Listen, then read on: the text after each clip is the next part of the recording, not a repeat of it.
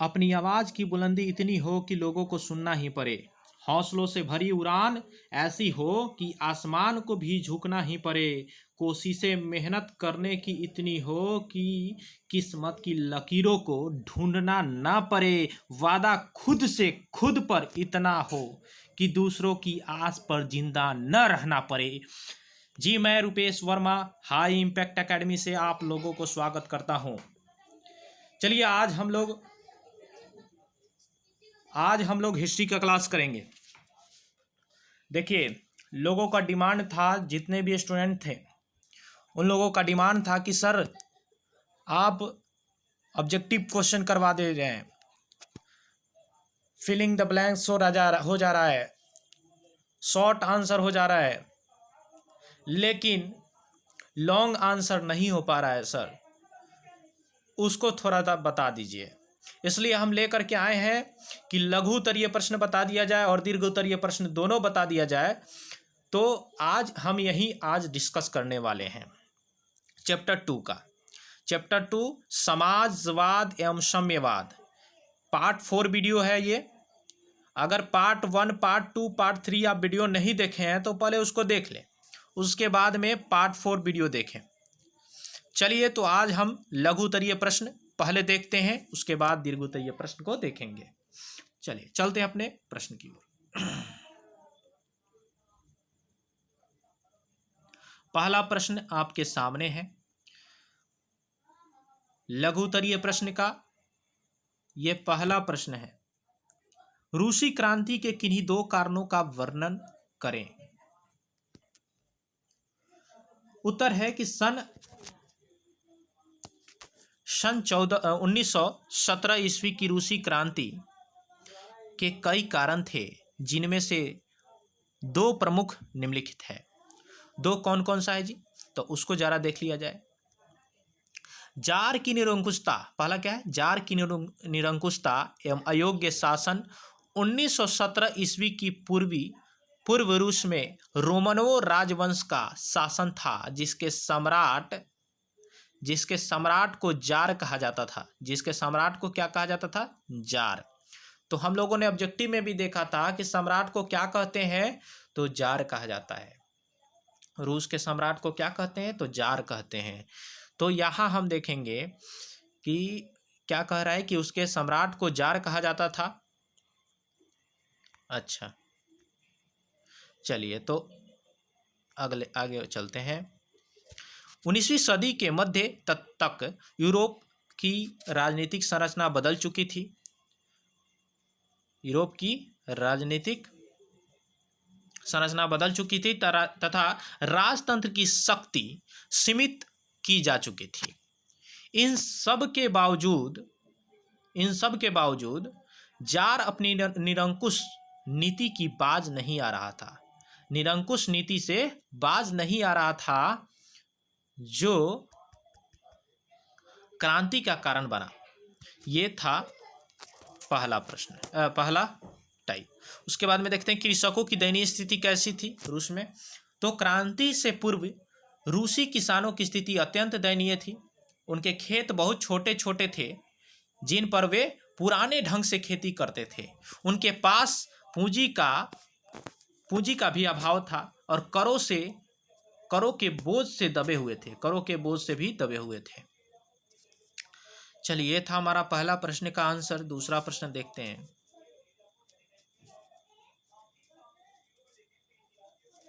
दूसरा प्रश्न है कि रूसी क्रांति के किन्हीं रूसीकरण की नीति क्रांति हेतु कहाँ तक उत्तरदायी थी। तो इसका आंसर देखिए, रूसी क्रांति के पूर्व रूस में विभिन्न प्रकार के लोग रहते थे, जो विभिन्न जाति धर्म से आते थे तथा अलग अलग भाषाओं का इस्तेमाल करते थे। उनका रहन सहन, खान पान, रीति रिवाज अलग अलग था। परंतु रूसीकरण की नीति के तहत जब जार ने इन लोगों पर एक समान भाषा यानी रशियन भाषा तथा संस्कृत भाषा का थोपने का प्रयास किया, तो अल्पसंख्यकों में इसकी संशय का माहौल बनना शुरू हो गया। इस प्रकार आगे चलकर रूसीकरण की नीति भी क्रांति का कारण बन गया। यह था दूसरा प्रश्न का आंसर। तीसरा प्रश्न की ओर चलते हैं। तीसरा प्रश्न है, साम्यवाद एक नई आर्थिक एवं सामाजिक व्यवस्था थी, कैसे? इसको जरा देख लिया जाए। अगर आप इसको नोट करना चाहते हैं तो नोट कर सकते हैं। आप इसको नोट करना चाहें तो नोट कर सकते हैं। नोट करते चले, वीडियो को पॉज कर दें। चलिए, उत्तर है कि साम्यवाद कार्ल मार्क्स और फ्रेडरिक एंगेल्स के द्वारा प्रतिपादित था तथा साम्यवादी घोषणा पत्र के वर्णित समाजवाद को चरम परिणति है। साम्यवाद सामाजिक राजनीतिक दर्शन के अंतर्गत एक ऐसी विचारधारा है जो राष्ट्र के साधनों पर समाज के सभी वर्गों के लोगों का एक समान अधिकार दर्शाती है। आगे है कि 1917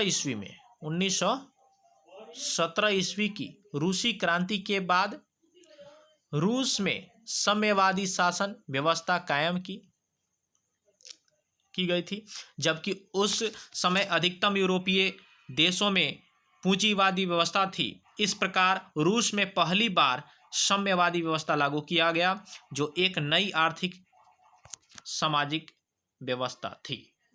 नई आर्थिक एवं सामाजिक व्यवस्था थी। यह दूसरा प्रश्न का आंसर। तीसरा प्रश्न देखते हैं। तीसरा प्रश्न है, नई आर्थिक नीति मार्क्सवाद सिद्धांतों के साथ समझौता था, कैसे? उत्तर है, 1917 ईस्वी की रूसी क्रांति के बाद रूस में जारशाही व्यवस्था का पतन हुआ तथा एक नई आर्थिक व्यवस्था साम्यवाद लागू किया गया। उस समय सत्ताधारी पार्टी का मुखिया कौन था? लेनिन ने देखा कि तत्काल पूरी तरह समाजवादी व्यवस्था लागू करना एक साथ संपूर्ण पूंजीवादी विश्व से टकराना होगा, जो कि संभव नहीं था। इसलिए सन 1921 ईस्वी में लेनिन ने समाजवाद एवं पूंजीवाद के बीच एक रास्ता निकाला तथा किसानों और मिल मालिकों के पक्ष में कई नीतियां लागू की, जिसे नई आर्थिक नीति कहा गया। चूंकि आर्थिक नीति में मार्क्सवादी सिद्धांतों से हटकर भी कई कदम उठाए गए थे, इसलिए यह कहना गलत नहीं होगा कि नई आर्थिक नीति मार्क्सवादी सिद्धांतों के साथ समझौता था। अगला देखते हैं। पांचवा प्रश्न है, प्रथम विश्व युद्ध में रूस की पराजय क्रांति हेतु मार्क्स प्रस्तुत किया, कैसे? देखिए, प्रथम विश्व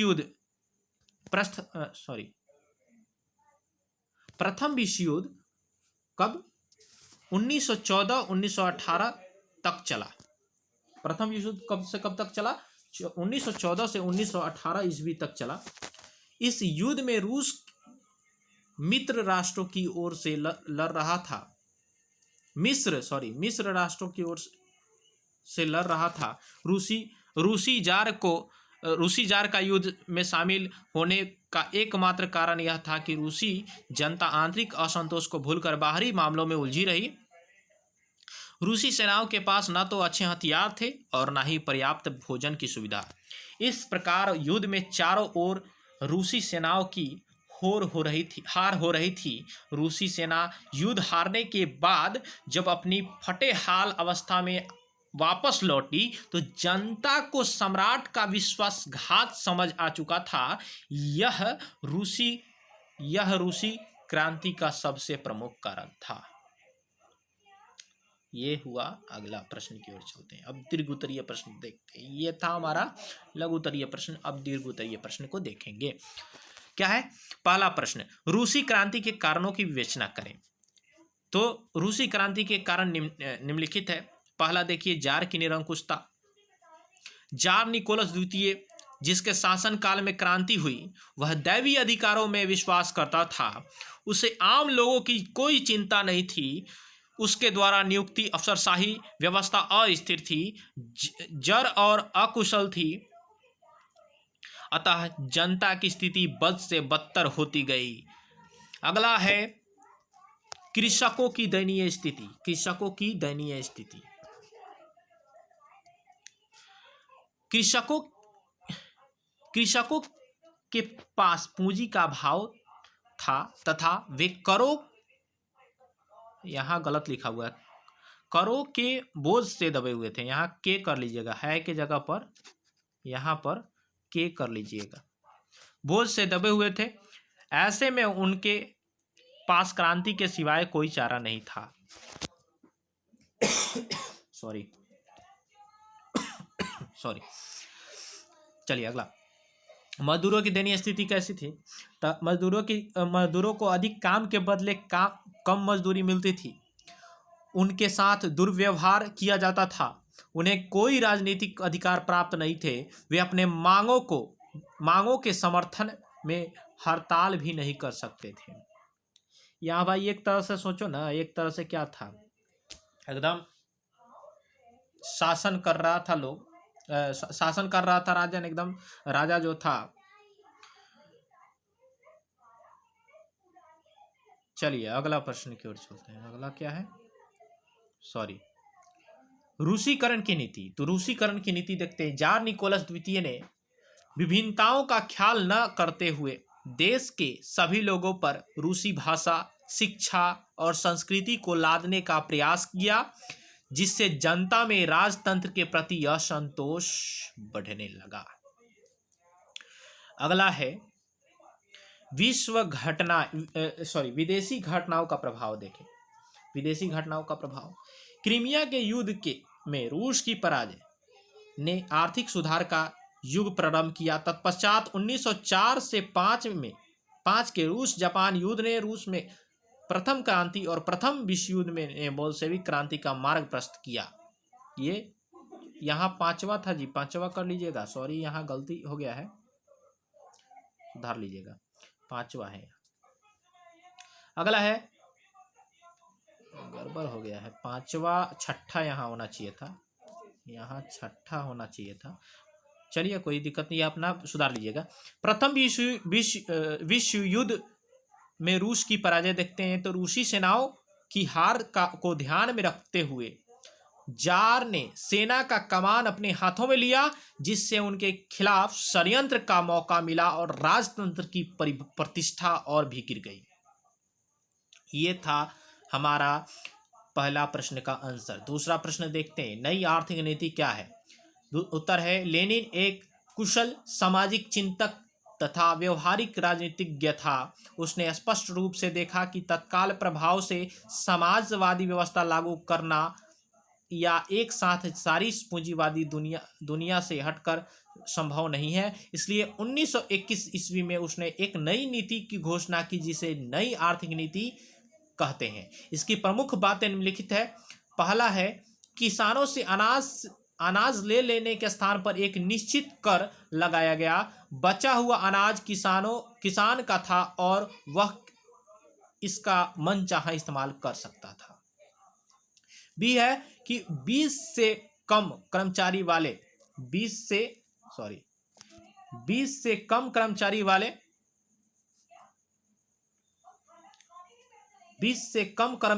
उद्योगों को व्यक्तिगत रूप से चलाने का अधिकार मिल गया। उद्योगों का विकेंद्रीकरण दिया गया। निर्णय और क्रियान्वयन के बारे में विभिन्न इकाइयों को काफी छूट दी गई। विदेशी पूंजी की भी सीमित तौर पर आमंत्रित की गई। अगला है ई, व्यक्तिगत संपत्ति और जीवन की बीमा की भी राजकीय एजेंसी द्वारा शुरू किया गया।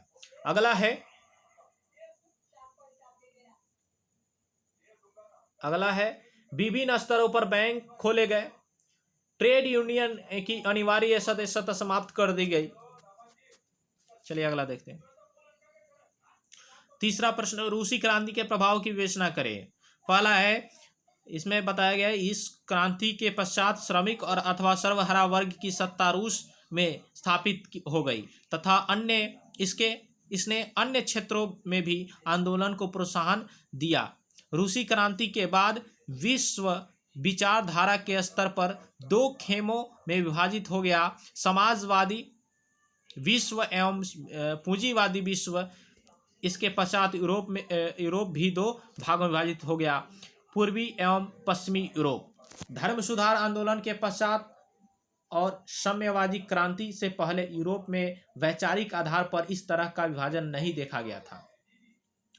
तीसरा देखिए, द्वितीय विश्व युद्ध के पश्चात पूंजी कर लीजिएगा, यहाँ गलत हो गया, पूंजीवादी विश्व तथा सोवियत रूस के बीच शीत युद्ध की रूस शुरुआत हुई और आगामी 4 दशक तक दोनों खेमों के बीच सशस्त्रों की होड़ चलती रही। चलिए पांचवा देखते हैं। पांचवा है, रूस की क्रांति के पश्चात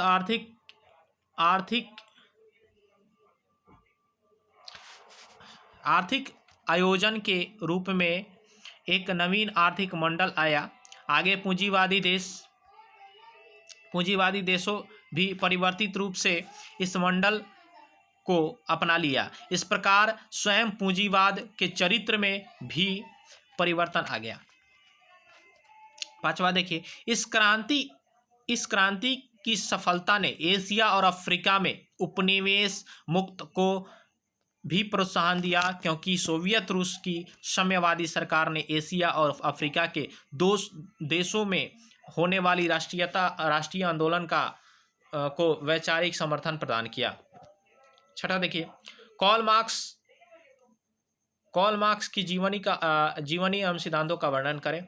उत्तर है, कार्ल मार्क्स का जन्म 5 मई 1818 ईस्वी में हुआ था। ये याद रखिएगा क्योंकि ये ऑब्जेक्टिव में भी पूछता है कि कार्ल मार्क्स का जन्म कब हुआ था, तो 5 मई 1818 ईस्वी में हुआ था।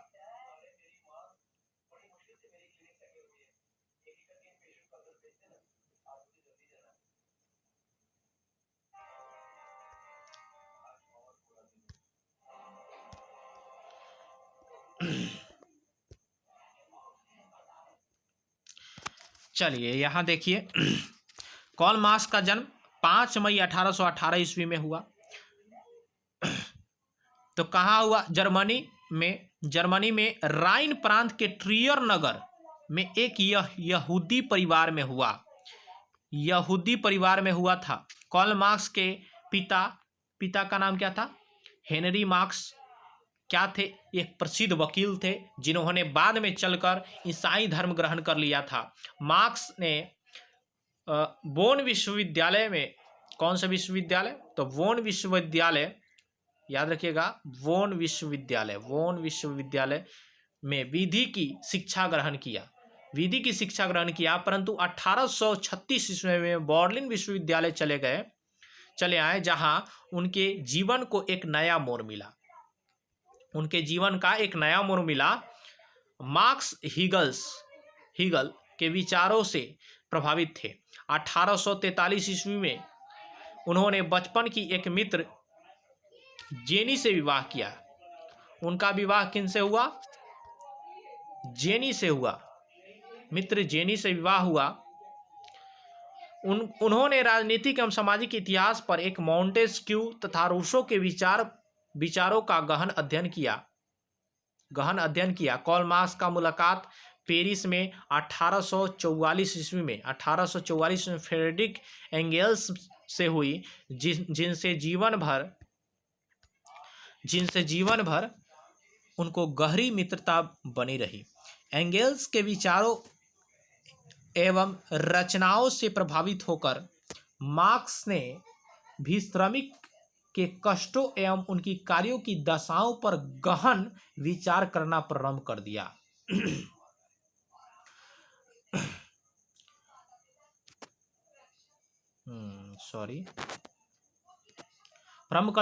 मार्क्स ने एंगेल्स के साथ मिलकर 1948 ईस्वी में एक नई साम्यवाद घोषणा पत्र प्रकाशित किया, जिसे आधुनिक समाज का जनक कहा जाता है। उपयुक्त घोषणा पत्र में मार्क्स ने अपने आर्थिक, सामाजिक और राजनीतिक विचारों को स्पष्ट रूप से व्यक्त किया। मार्क्स विश्व के उन गिने चुने चिंतकों में एक है जिन्होंने इतिहास की धारा को व्यापक रूप से प्रभावित किया है। मार्क्स ने 1867 ईस्वी में दास कैपिटल नामक पुस्तक की रचना की, जिसे समाजवादियों की बाइबल कहा जाता है।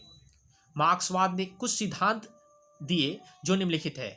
पहला है कि द्वंद्वात्मक भौतिकवाद का सिद्धांत, दूसरा है वर्ग संघर्ष का सिद्धांत। तीसरा है इतिहास की भौतिकवादी व्याख्या। चौथा है मूल्य एवं अतिरिक्त मूल्य का सिद्धांत। पांचवा है पांचवा क्या है? राजविहीन एवं वर्गहीन समाज की स्थापना, विचारों का वर्णन। ये हमारा कंप्लीट पांचवा। अब बचा पांचवा, देखते हैं। यूटोपियन समाजवादियों के विचारों का वर्णन करें। उत्तर है यूटोपियन समाजवादी के विचार निम्नलिखित है। सेंट साइमन, कौन? सेंट